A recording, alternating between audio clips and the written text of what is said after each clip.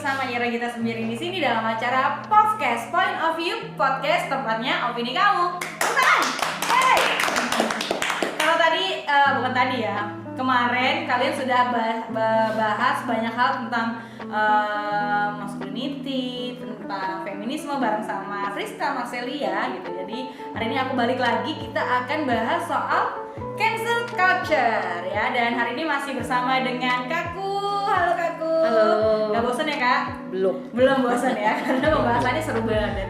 Di samping aku sudah ada Jesslyn dan Filipi, boleh sudah ada? Halo. Ntar aku tolong editor dimasukin ya Instagramnya. Oke, hari ini kita bakal ngomong cancel culture nih. Kemarin udah, karena ini adalah episode terakhir dari tema karena ini adalah episode terakhir dari tema toxic society ya. Kita mau bahas cancel culture ini. Cancel culture ini kalau dari aku pribadi sering baru dengar gitu ya, istilah-istilah ini tuh waktu itu sejak ada masalahnya. Kalau misalnya ada yang tahu public figure, ada Gofar Hilman waktu itu, aku ingat banget. Maksudnya kasusnya sampai akhirnya berdengunglah cancel culture ini dari aku sendiri. Nah, hari ini kita bakal bahas apa sih cancel culture itu, Kakku, menurut Kakku, dan kapan seseorang dikatakan mengalami cancel culture. Cancel culture itu adalah mengeliminasi seseorang karena perbedaan value daripada orang itu dibanding yang mengeliminasi seperti itu. Dan saya rasa cancel culture ini sudah terjadi dari zaman dahulu kala, tapi mungkin istilah itu baru mungkin ya. Saya juga kurang tahu gitu, belum menyelidiki apakah cancel culture ini, istilah ini sudah ada dari dulu atau baru sejak sekarang. Tetapi polanya itu sudah ada dari dulu. Kalau ini aku mau nanya Kak, kalau kayak di Alkitab tuh kan ada Paulus ya, waktu masih jadi Saulus, dia dulu kalau kita tahu ceritanya, dulu dia yang membunuhin orang-orang Kristen, terus sampai akhirnya dia bertobat ketemu Tuhan, terus dia harus penginjilan, sempat mengalami penolakan atau cancel culture. Itu bisa disebut itu juga bisa disebut bahwa karena dia orang memandang dia masih sebagai Saulus. Otomatis orang-orang percaya tidak tahu apa yang terjadi di Damsyik, karena yang hanya tahu adalah Paulus dan si pengikutnya, tukang kudanya itu mungkin ya, dan orang yang mendampingi dia, hanya mereka yang tahu apa yang terjadi kepada Paulus pada saat itu. Otomatis ya sebagai orang percaya yang dikejar-kejar oleh Saulus pasti takut dong menerimanya. Hanya saja karena orang-orang percaya seperti Ananias lebih percaya kepada Tuhan gitu, dan langsung mendengar Tuhan berkata bahwa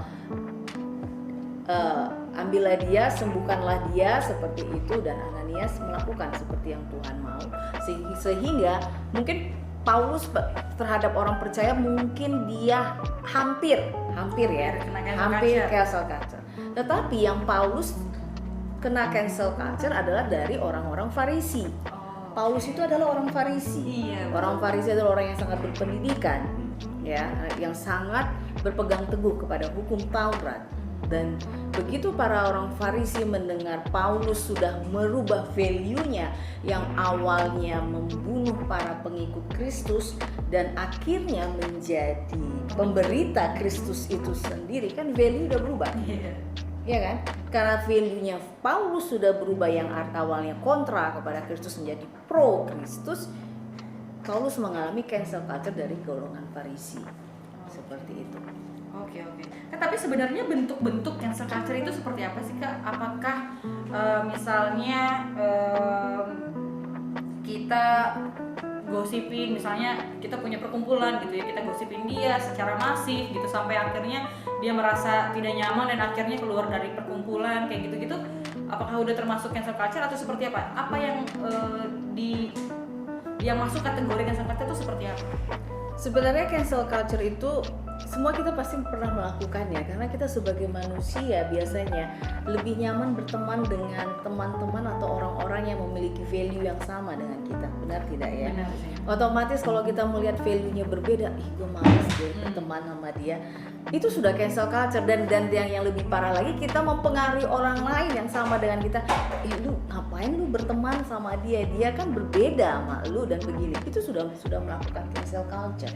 Nggak sefrekuensi gitu. Tidak sefrekuensi seperti itu.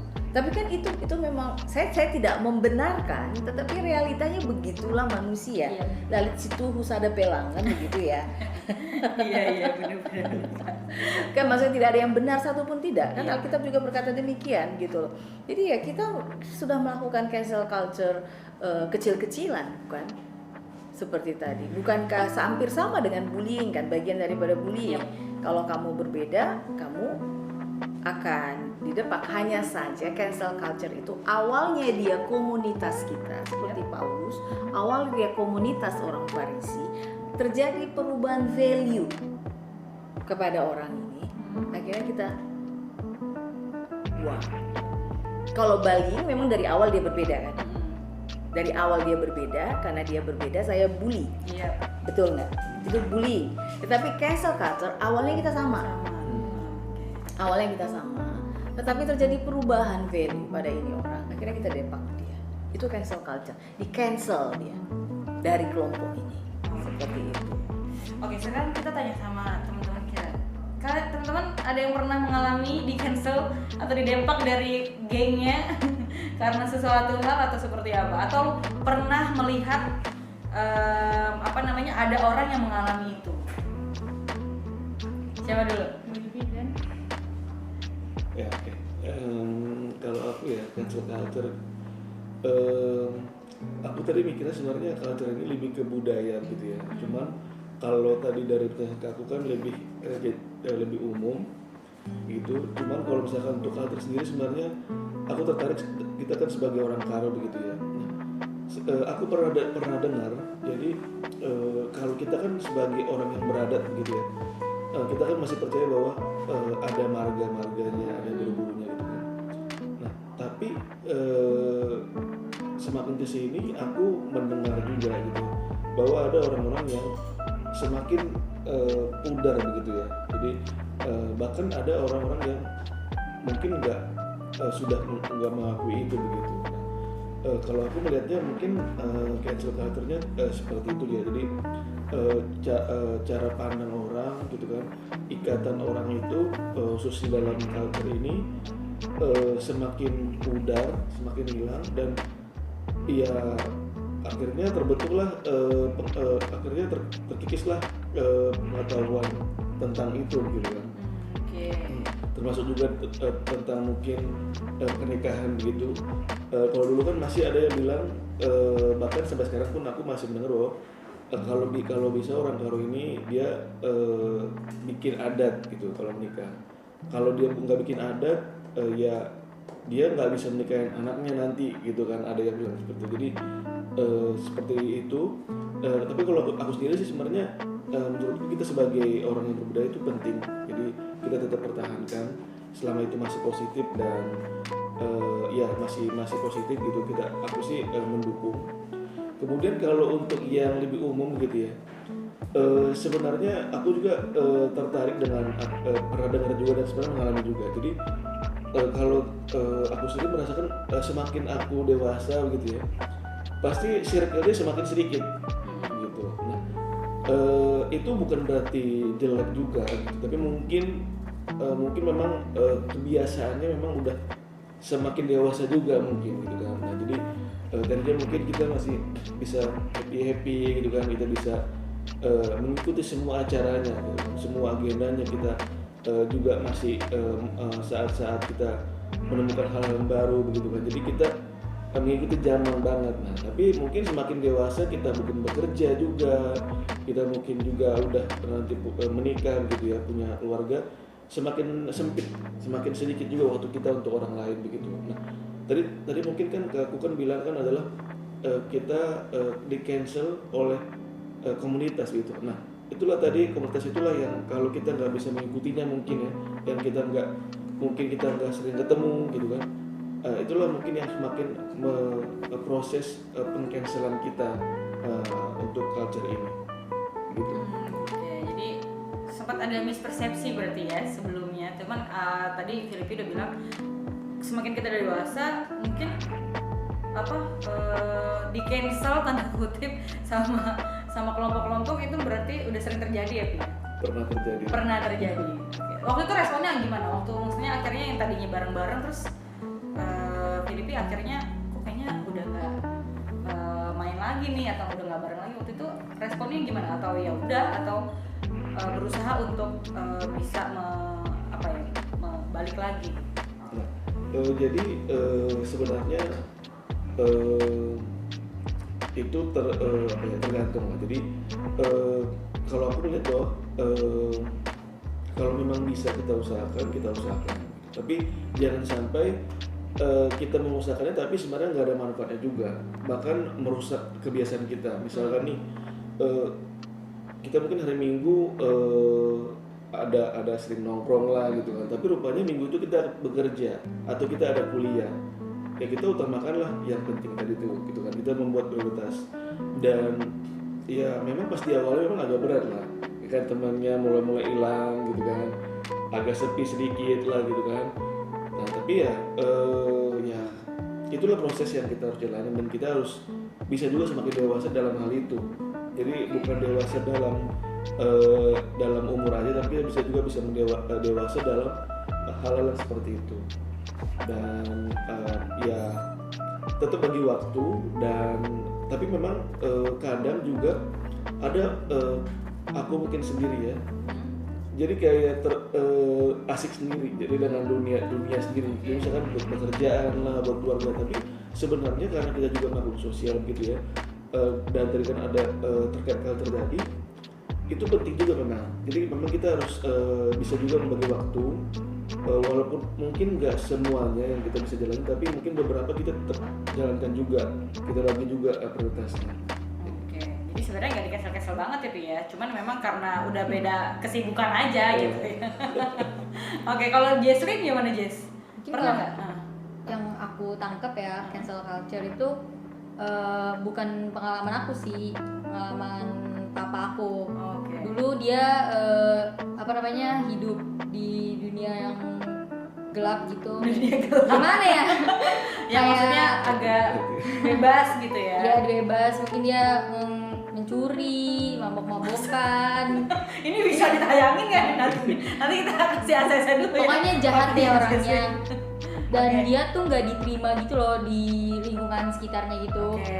Sampai dia udah berubah pun tetap nggak diterima gitu loh, karena nggak ada yang percaya lagi gitu. Jadi di cancel di keluarganya sendiri pun, di lingkungan yang lainnya. Tapi sampai pada akhirnya dia menunjukkan kalau misalkan dia tuh memang benar ikut Tuhan gitu loh. Sampai sekarang perubahannya tuh kelihatan, dia udah diterima di gereja, bahkan sekarang dia aktif di gereja sebagai pertua juga, dan dia juga ngelanjutin S2-nya sebagai teologi. Itu sih yang aku tangkap ya kalau cancel culture dari papa aku sendiri, pengalamannya. Iya, tapi kamu sendiri gimana? Maksudnya melihat apalagi yang terjadi sama papamu sendiri gitu ya, melihat papamu di cancel, mengalami cancel culture, waktu itu responnya Jesslyn seperti apa? Apakah berusaha untuk membantu papa untuk bisa lebih, ayo papa pasti bisa kok, atau gimana gitu? Aku meyakinkan dia sih, karena kan dia di cancel terlebih dahulu itu kan di lingkungan keluarganya sendiri kan, keluarga besarnya gitu. Jadi aku meyakinkan kayak semua itu berproses, Pak. Kayak bapak kan dulu jahat, jadi orang juga mungkin nggak bisa langsung percaya. Bukan ya. jahat kali ya, maksudnya ya gitu lah ya, dipandang jelek, melakukan kesalahan. Jadi nanti berproses, Pak. Ada waktunya, pasti nanti kalau emang keluarga bapak belum bisa nerima di awal, pasti orang-orang yang akan bikin bapak tuh kayak gimana ya rasanya, kayak oke, kalau keluarga gue nggak nerima, orang-orang tuh udah ada yang nerima gitu loh. Mungkin dia dulu tuh agak kayak gimana ya kayak sedih lah, kayak masa nggak diakuin sih, maksudnya masa kayak gue udah baik loh, ini gue mau udah berubah ya. Iya bener-bener serius gitu loh ikut Kristus. Mantap sekali. Jadi Sebagai nanti anak yang kita tunggu baik. ya kesaksian keluarganya Jesslyn ya soal ini sendiri. Oke, jadi sebenarnya memang cancel culture ini adalah seseorang yang mungkin karena melakukan kesalahan gitu ya, terus orang ya udah dinilainya langsung pasti dia akan seperti itu terus gitu ya kayak kalau aku bisa itu ya. Ya, mengenai value misalnya, katakanlah seperti Filipi dulu, kita kasih contoh, kebetulan Filipi tadi udah kasih contoh. Kalau saya mendengar dari cerita Filipi, yang saya tangkap adalah Filipi yang melakukan cancel culture. Dia punya teman nih, dalam proses kehidupannya, ya Filipi berpikir bahwa aku harus melakukan goals ya, aku harus melakukan ini, kan begitu. Dan value yang ada padaku harus aku ubah untuk mencapai goals itu, benar tidak? Value-nya. Akhirnya untuk menjadi value itu, mana teman-teman yang satu value, mana yang tidak dia cancel. Iya benar. Yang tidak dia cancel, maksudnya apa? Teman-teman yang akan mensupport aku untuk mencapai value ini, kan begitu. Karena memang benar, kalau kita ingin berhasil, kita lihat siapa teman kita. Seperti itu penting dalam hal pemilihan teman. Kan Paulus juga berkata demikian kan. Seperti itu. Jadi karena kita sudah berubah value kita, akhirnya kita melihat kita juga meng-cancel orang-orang yang tidak mensupport value kita itu untuk mencapai tujuan kita. Kan seperti itu. Akhirnya kita yang melakukan cancel culture, kita udah nggak sama. Seperti itu. Nah, kalau dalam kasus Jesslyn ya, mungkin dulu ya papanya hidup dari keluarga baik gitu ya. Mungkin nanti kita tidak tahu apa yang terjadi, akhirnya papanya menganggap hal yang tidak baik di masyarakat bagi dia itu biasa. Kan kita tidak tahu apa yang terjadi. Ya kan? Akhirnya ya mau tidak mau karena value yang diakui oleh papanya Jesslyn itu berubah, yang tidak satu track dengan kehidupan orang gereja. Akhirnya papanya Jesslyn mau nggak mau di cancel culture kan, dijauhi oleh lingkungan gereja. Dia udah jahat, dia udah begini, dia udah begini, kan pasti itu rumus yang terjadi. Dan bagaimana supaya saya merubah value itu kan sulit. Merubah value yang ada pada diri kita itu sulit. Karena itu kalau kita berubah dan kita mengatakan aku udah berubah loh, aku udah pengikut Kristus loh, pasti orang-orang sekitar membutuhkan apa? Bukti. Dia akan konsisten nggak dengan dia bilang. Karena itu ya kita harus berjuang. Karena berubah itu adalah sesuatu yang sangat-sangat sulit. Butuh waktu ya kan? Butuh waktu. Dan itu hanya bisa dibuktikan dari bukti nanti. Sampai akhirnya orang, oh ya benar, dia berubah. Itulah konsekuensi yang harus kita tanggung apabila kita ingin diterima lagi di dalam lingkungan masyarakat yang dulu mungkin kita terjadi perubahan value seperti itu. Oke, tapi sebenarnya apa sih yang akan terjadi sama seseorang ketika mereka mengalami cancel culture? Kalau mungkin secara sepengetahuan aku aja ya, mungkin selain mereka akan merasa pasti rendah diri gitu ya, mungkin atau bahkan bisa sampai mungkin dari secara psikis bisa sampai ke fisik juga kah, atau bahkan sampai ke kehidupan. Kalau kehidupan sosial pasti lah ya, tapi kalau menurut dari kamu sendiri seperti apa dampaknya? Otomatis dia merasa dia terbuang, bukan? Dia merasa dia diputus dari lingkungannya selama ini. Dia merasa dia diputus dari kelompok dia yang selama ini sudah terbiasa. Tetapi karena dia merasa bahwa ada value yang harus aku ubah dalam hidupku gitu. Ya kalau bagi kita yang tidak kuat untuk menjadi berbeda, itu akan berdampak sangat buruk bagi diri dia. Dia bisa merasa depresi, dia loneliness dulu, dia merasa dia sendiri, dia merasa bahwa ternyata gue jelek dong karena pada dasarnya kita takut berbeda, bukan? Karena yang kita akui, kita nggak usah jauh-jauh di lingkungan GBKP aja, yang kita akui adalah bagaimana supaya diterima orang pada umumnya, padahal itu belum tentu sama dengan prinsip hidup kita. Kan begitu kecenderungan kita, seperti itu. Tapi kalau kita pingin bahwa kita, okay, this is me, ini value-ku, selama value kita itu tidak menghancurkan orang lain dan diri kita dan sekitar kita, apa yang salah dengan ini? Kalau kita berani bersuara seperti itu, tanpa sadar kita akan mengedukasi juga GBKP untuk menerima perbedaan itu. Seperti itu. Jadi tergantung orangnya juga sih. Apakah dia nanti akan semakin itu?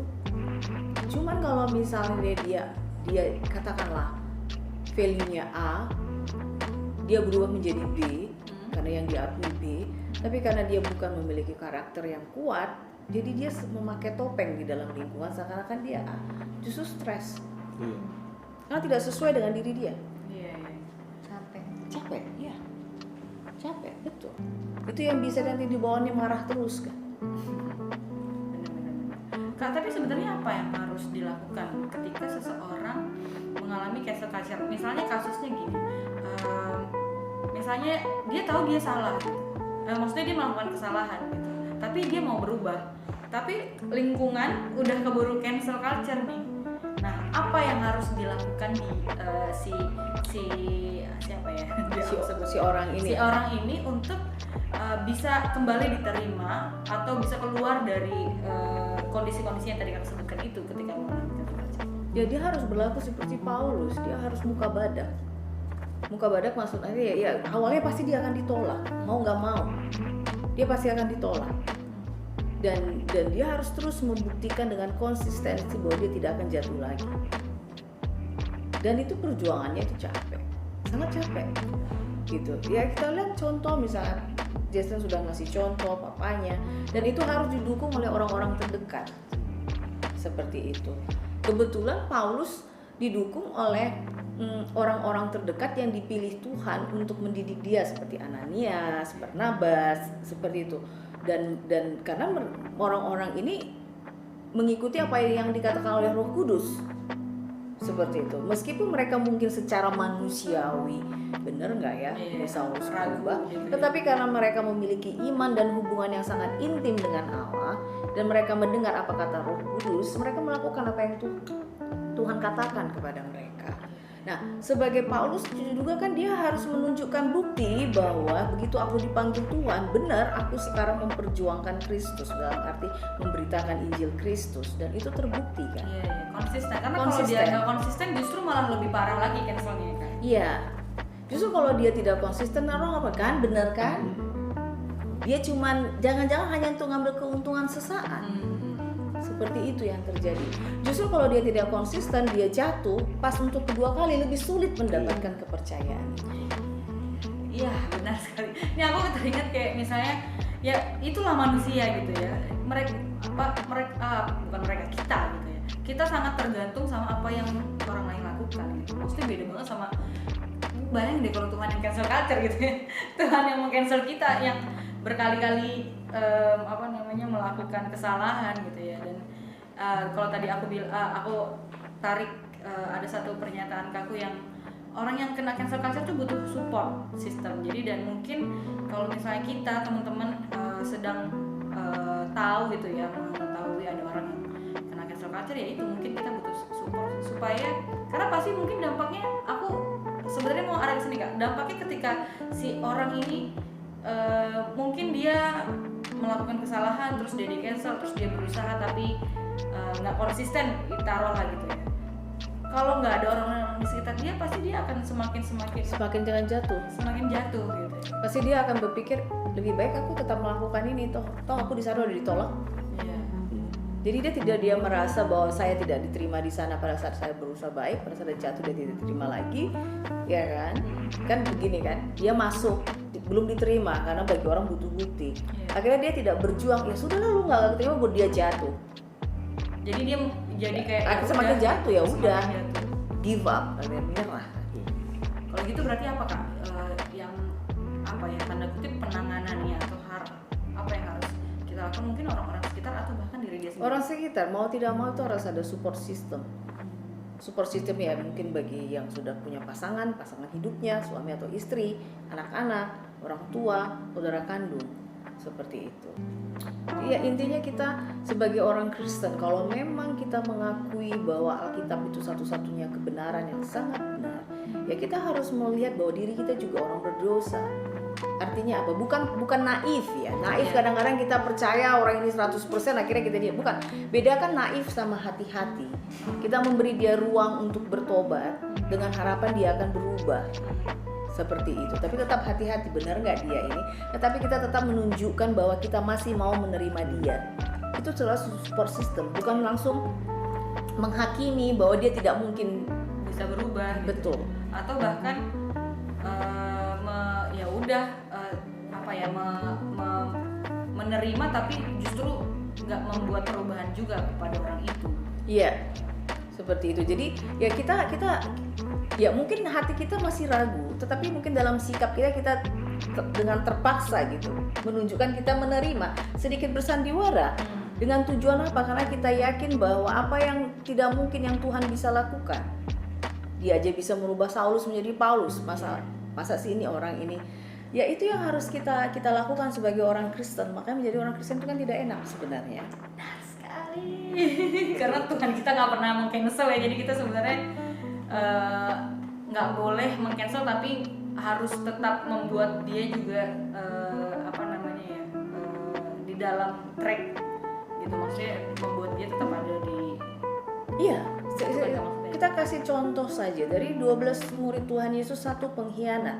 Sekarang saya katakan pada Alkitab kalau kita baca, begitu Tuhan Yesus memilih 12 para murid, apakah Tuhan Yesus tidak tahu bahwa Yudas akan mengkhianati? Tahu. Tapi pertanyaannya, kenapa tetap dipilih loh? Tuhan Yesus saya tetap memilih seorang Yudas yang akan mengkhianati dia, yang dia tahu bahwa Alkitab bilang dan Tuhan memilih Yudas yang nanti, kan begitu Alkitab, dan nanti akan mengkhianati dia. Artinya Tuhan tahu. Tetapi kenapa ya, bagaimana respon Yudas? Masih diberi anugerah keselamatan, tapi kalau dia menolak tetap enggak. Kita lihat ada dua orang yang mengkhianati, sama-sama kurang ajar kan? Iya. Satu Yudas, satu Petrus. Siapa bilang pengkhianatan Petrus tidak kurang ajar? Sama. Coba bayangin kalau kita dalam posisi Kristus. Kamu misalnya Jesslyn gitu. Saya kasih contoh aja, Jesslyn sama Ira mungkin dekat. Lalu pada saat Jesslyn ketemu sama musuhnya Ira, enggak, gue nggak teman sama Ira. Kamu dengar sakit hati nggak? Sakit hati dong. Sakit hati dong. Paling sakit hati kalau kita ditolak oleh orang yang sangat kita percaya. Yeah. Itu sakit hati sekali. Tapi kalau kita ditolak oleh musuh kita, itu biasa. Ya memang dia musuh kita, ya dia memang biasa. Tapi kalau kita ditolak oleh orang yang benar-benar dekat sama kita, Petrus, Tuhan kalau ada yang menangkap engkau, aku akan melawan. Tapi dihianati oleh seorang Petrus yang mengakannya dia sangat mencintai Tuhan. Sakit loh itu. Tapi kenapa? Kenapa responnya berbeda? Tuhan masih menerima loh dua-duanya. Iya, benar. Tapi si Petrus memilih untuk Kembali. Mantap. Oke, boleh kasih tepuk tangan semua. Ada pertanyaan nggak sampai sini dari Aku kirim? mau nanya. Oh, mau nanya. Oke. Perlu gak sih kayak misalkan aku ada di lingkungan yang orang-orang ini tuh yang cancel aku sendiri karena dia nggak suka dia nggak suka aja gitu, jadi mereka kayak ngegosipin aku gitu loh, kayak Jason kok gini ya, kayak gini ya, terus jadi dia nge-cancel aku di lingkungan itu.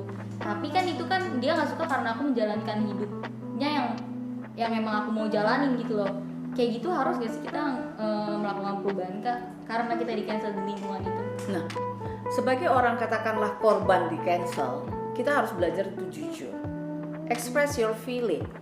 Kalau memang itu adalah lingkungan Jesslyn dan mengatakan bahwa kenapa lu cancel gua melakukan ini kan karena begini. Oke.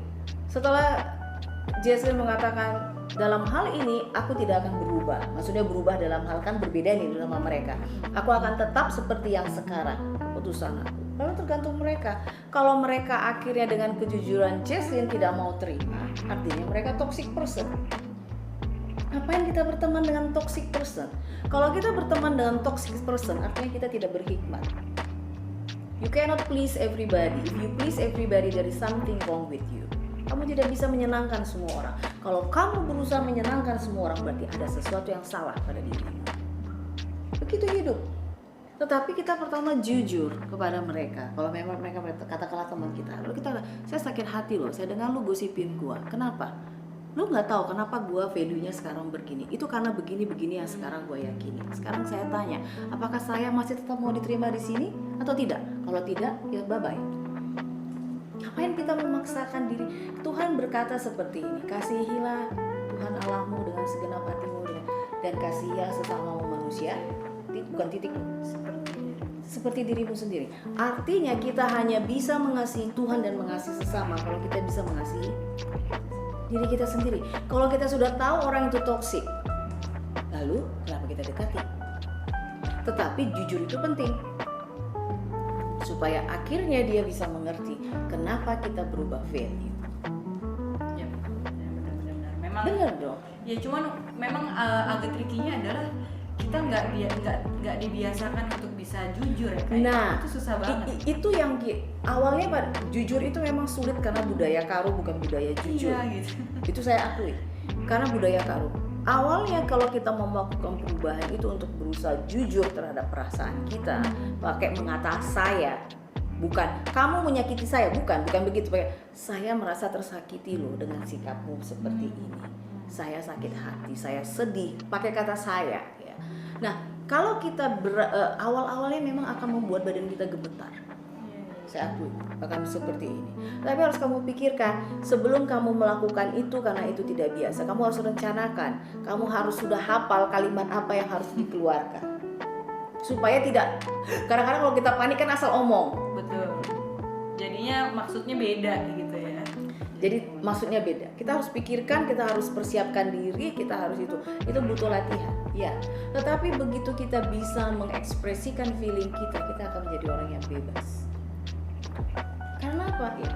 Karena orang yang bisa dekat, kalau kita sekarang bayangin ya, kalau kita bisa menjadi diri kita, mengekspresikan diri kita, menjadi diri kita seutuhnya, percaya deh, pasti teman-teman yang dekat sama kita, teman-teman yang memiliki value yang sama dengan kita, dan itu sangat nikmat sekali. Daripada kita berusaha menjadi seperti orang mau yang bukan value kita, yang dekat sama kita adalah orang yang sangat berbeda sebenarnya sama kita paksakan, lu yang jadi stres. Ih, kok langsung ih gitu ya. Oke, terjawab Jaslyn? Terjawab ya. Oke. Nah, sekarang kita mau ngerucut nih Kak, mau membahas soal tentang gereja, cancel culture dan gereja. Ada beberapa gereja yang aku sih nggak mau langsung menjudge ini cancel culture ya, tapi ada beberapa aturan-aturan yang sepertinya membuat seseorang juga merasa seperti di cancel. Misalnya kayak tidak akan menikahkan pasangan yang dinilai melanggar norma, misalnya kayak hamil di luar nikah atau keanggotaannya dicabut ketika ada seseorang yang bercerai gitu. Yang kayak gitu-gitu Kak, kalau dari sudut pandang Kakku sendiri melihatnya seperti apa?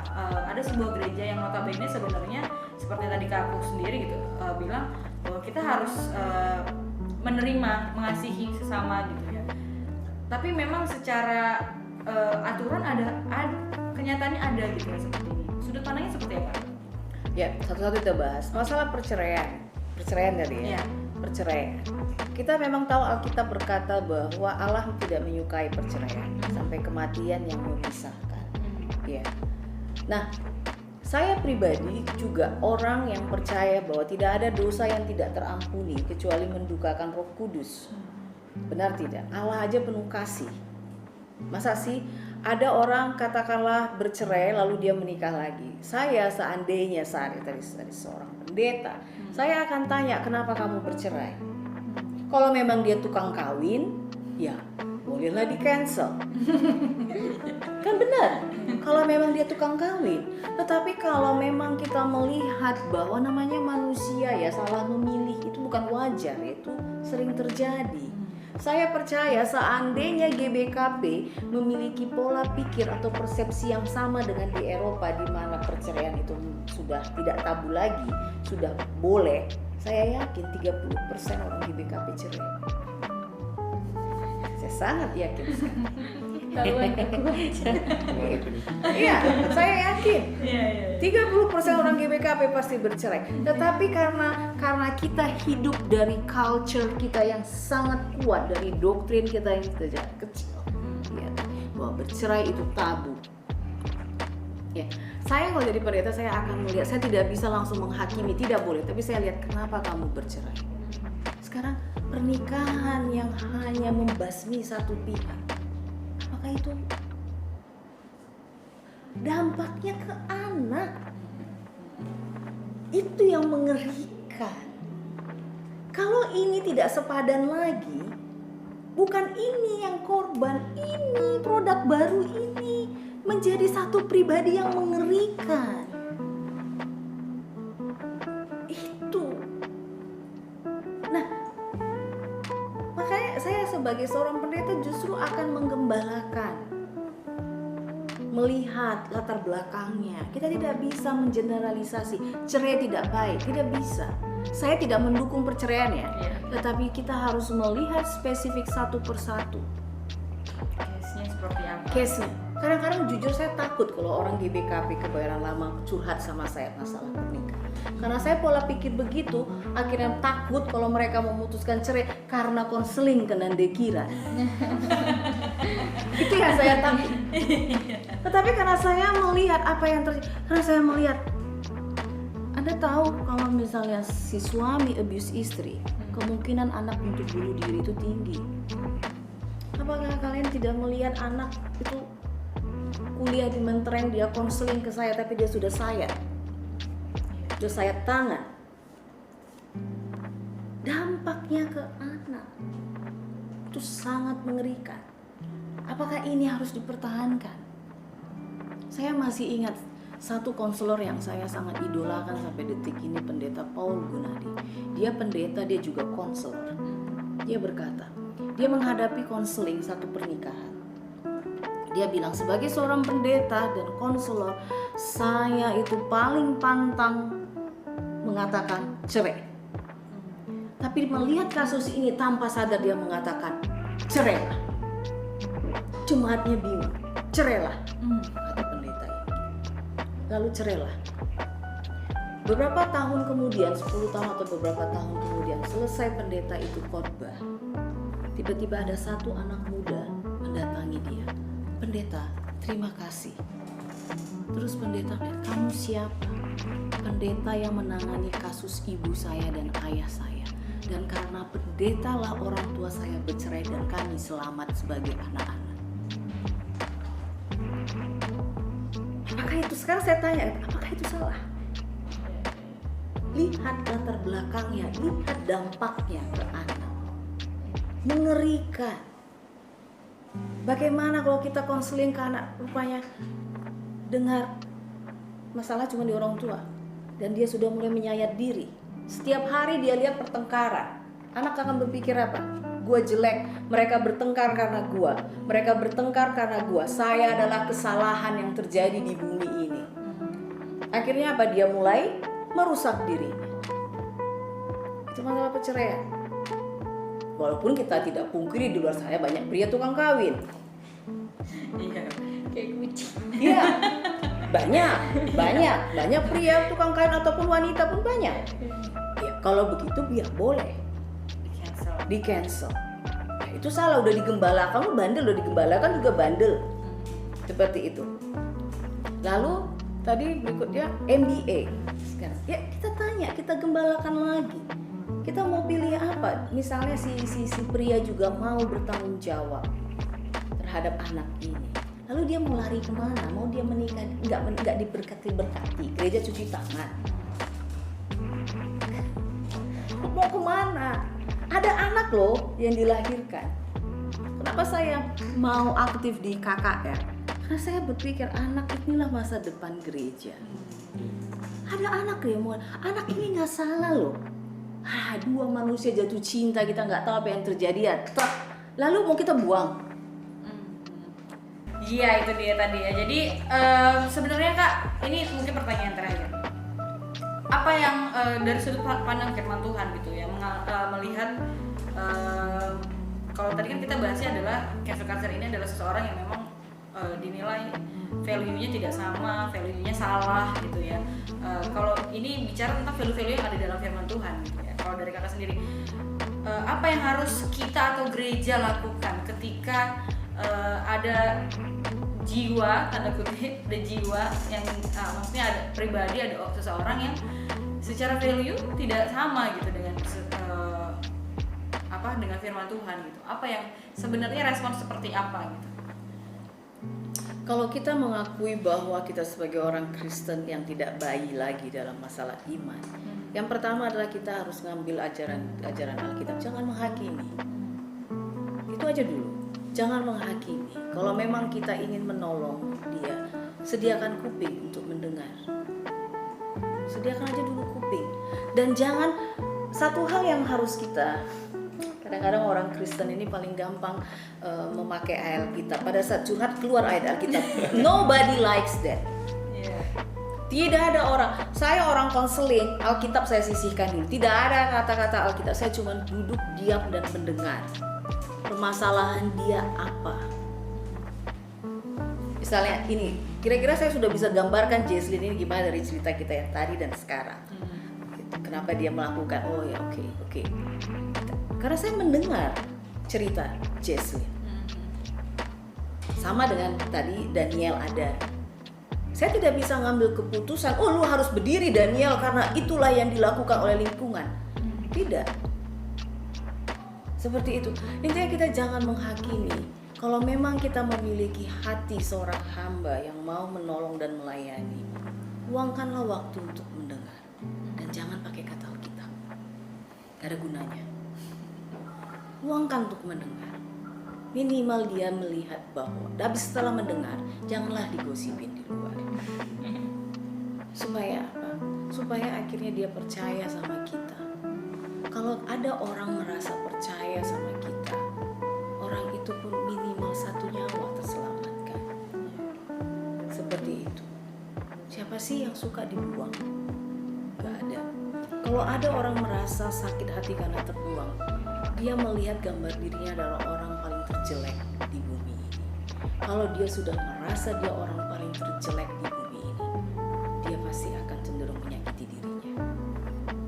Seperti itu. Jadi apa? Image salah dia merasa tidak ada lagi di diri dia. Dia merasa tidak layak tinggal di bumi ini. Dia merasa kalau tanpa aku bumi ini lebih tenang. Sedih kan? Iya. Seperti itu. Jadi dia memang butuh. Tapi gimana kak supaya kita tahu itu yang dia pikirkan salah gitu karena mungkin orang-orang. Tapi kadang ketika misalnya kita udah berusaha untuk mengingatkan, no kamu berharga gitu. Nggak usah pakai kamu berharga. Jangan pakai kalimat Jangan pakai kalimat terlalu Kristen gitu ya. Kamu mau dengar? Kalau lu mau curhat ada gue akan diam aja mendengarkan lu. Udah. Gak usah kamu berharga, kamu cantik, kamu beautiful, gak usah. Dengarkan aja. Karena dia cuma butuh ruang. Yes. Sampai emosi negatifnya itu semua keluar.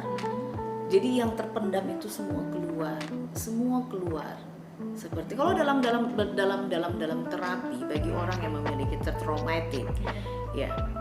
Kalau dia tidak, dia disuruh menulis kejadian yang sangat mengerikan itu. Pada saat menulis pertama pasti gemetar, karena berusaha kita hilangkan benar. Pada saat memori itu dikeluarkan itu sakit sekali. Dan kamu disuruh menulis lagi lebih sakit. Pada saat kamu menulis itu sesuatu yang traumatik, pasti kamu akan menangis darah. Mungkin nggak sanggup menyelesaikan. Tapi dalam terapi itu disuruh sampai kamu sanggup. Mungkin hari ini peristiwa yang cuma berapa kalimat disambung. Dan setelah selesai itu cerita pengalaman yang mengerikan itu, setiap hari disuruh baca. Baca pertama nangis sampai kamu tidak menangis lagi. Pada saat kamu mengingat peristiwa itu, itulah mengeluarkan traumatik itu. Jadi kita sebagai orang Kristen jadilah pendengar yang baik. Jangan nasihat, gak ada guna. Jadi sehingga dia belajar, mungkin bosan, ya. Kalian kira di dunia konselor gak bosan? Dia menceritakan hal yang sama. Kita udah tahu. Tetapi kan tujuannya adalah supaya itu keluar. Emosi negatif, trauma atau pengalaman negatif itu keluar. Seperti itu. Nggak usah nasihat. Saya juga kalau konseling orang, saya nggak ngomong banyak. Ya mau nggak mau, bukakanlah ruang hati. Seperti saya bilang yang teman saya itu, dia selalu bilang, Kak, pokoknya kalau aku udah nggak enak, aku telepon ya. Iya. Cuman kalau saya lagi di kantor rapat, mungkin saya belum bisa angkat. Akhirnya dia tahu diri, dia ngalang tuh pulang kantor. Mengatakan hal yang sama, tapi saya dengar. Awalnya dia sekali setiap hari loh. Terus berkurang sekali seminggu. Terus berkurang, sekarang udah nggak pernah lagi. Dan dia saya melihat udah lebih rileks. Nah itu doang. Tapi berarti akhirnya si orang itu menyadari sendiri gitu ya Kak? Menyadari sendiri bahwa memang sebenarnya dia nggak perlu ada di perasaan itu terus gitu ya? Betul nggak sih? Enggak, karena akhirnya emosi itu keluar sendiri. Oh, okay. Keluar sendiri. Karena kita gini loh. Akhirnya ini seperti begini. Kita misalnya katakanlah kita harus menghadapi monster yang satu tantangan yang paling hebat. Caranya setiap hari kita latihan kan, menghadapi itu. Awalnya pasti kita sakit kan, tapi setiap hari kita berlatih, lama-lama jadi kita kuat. Begitu juga, yes. Hal traumatik itu harus kita hadapi, kita harus baca. Oh, kita harus kembali lagi ke situ. Sampai akhirnya pada saat kita kembali ke situ, kita lihat itu di depan kita, ya, aku pernah mengalami ini dan ini tidak membuatku sakit lagi. Ada itu nanti titiknya seperti itu. Sehingga traumatik itu lepas. Seperti itu. Karena kita itu kan terdiri dari unsur unconscious di dalam diri kita, sesuatu yang tidak sadar. Unconscious itu adalah rekaman-rekaman yang terjadi dalam hidup kita yang mungkin selama ini sudah tidak kita ingat. Tetapi ini yang membentuk diri kita. Nah, yang dari unconscious ini kan banyak pengalaman pahit. Ini yang mau kita keluarkan. Minta maaf. Kenapa bagi Jesslyn sangat sensitif dia dijulitin atau dia digosipin? Lalu mungkin dia berpikir, loh, value kan nggak salah, hanya saja berbeda. Tapi sensitif. Kalau bagi saya so what gitu loh.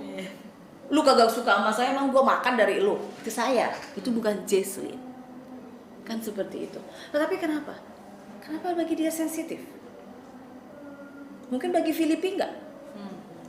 Kan kenapa bagi Jesslyn itu sensitif? Kan misalnya kita jadi teman, ngapain lu pikirin? Biarin digosipin. Tapi tidak bagi Jesslyn. Bisa jadi karena peristiwa dia dulu mungkin pernah dibullying, dia takut tertolak kan. Dia ingin selalu diterima. Nah, keinginan untuk selalu diterima inilah yang harus kita selesaikan. Kita buka traumatik itu.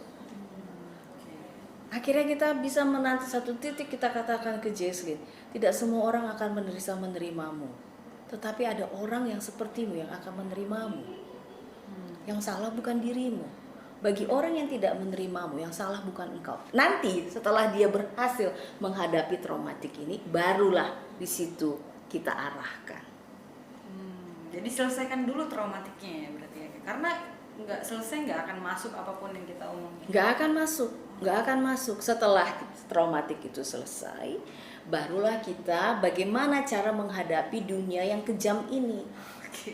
Dunia ini kejam loh. Nggak ada yang mengatakan dunia ini baik. Dunia ini kejam. Dunia ini keras. Pilihan cuma 2 dalam hidup ini. Tidak ada baik dan buruk. Kalau baik, buruk pilihan pasti orang akan memilih baik. Tapi pilihan nggak dong. Pilihan adalah baik, buruk, dan lebih buruk. Benar nggak? Sekarang contohnya si Filipi, temannya. Pilihannya adalah buruk. Buruk atau lebih buruk. Saya temenin itu. Padahal value-nya udah beda nih sama saya. Karena saya ada goals yang harus saya capai. Kalau saya berteman sama itu buruk. Tapi kalau saya tidak berteman sama itu juga buruk. Benar nggak? Sama-sama buruk kan? Sama dengan yang kemarin Daniel juga katakan, saya harus duduk atau berdiri. Dua-duanya keputusannya buruk. Tapi pilihlah yang mana buruk, mana paling buruk bagi dirimu. Pilihlah yang buruk. Apa artinya? Apapun pilihanmu ada konsekuensinya. Konsekuensi mana yang harus kamu paling sanggup lalui. Sama dengan Jesslyn kisahnya. Pilihlah apakah kamu tetap memakai topeng tapi diterima, atau kamu menjadi dirimu, kamu keluar sama-sama buruk. Pilihlah yang tidak paling buruk bagi dirimu. Tapi kalau ini karena orang tua kita sendiri, kayak sebenarnya aku di lingkungan yang mereka yang nge-cancel aku kayak ya udah bodo amat, nih hidup gue, aku kayak gitu. Cuman karena orang tua aku yang gak mau dilihat jelek, jadi dia yang menuntut aku kayak kamu jangan kayak gitu dong. Wah, Edukasilah orang tua. Ma, terimalah aku, Pa, aku apa adanya seperti diriku, selama value yang kuyakini itu memang masih benar di hadapan Allah dan manusia. Edukasilah orang tua. Kalau mama dan papa tidak bisa menerima aku menjadi aku, bagaimana orang lain bisa terima aku, bukan? Gimana jadi? Ini kenapa jadi pembahasannya jadi konseling ya langsung ya? Kadang-kadang kita harus membahas Iya, yang real kan? Betul. Yang real. Ada lagi tadi seri berikutnya ya. Oke, boleh kita lalu dong buat kita semua. Nah, ini nggak akan ada habisnya ya. Jadi tadi pembahasan soal cancel culture, sekarang jadi gimana caranya mengkonseling orang gitu. Jadi memang langsung sama konselornya langsung.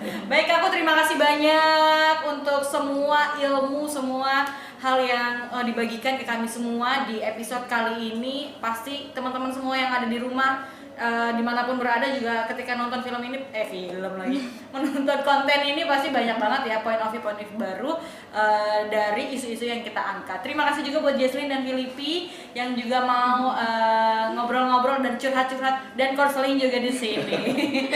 Jadi kita ketemu lagi di episode berikutnya di bulan yang baru nanti. Semoga teman-teman tetap ngikutin podcast Point of View Podcast. Dan jangan lupa tetap like, comment, share, dan nontonin terus podcast. Sampai jumpa semuanya.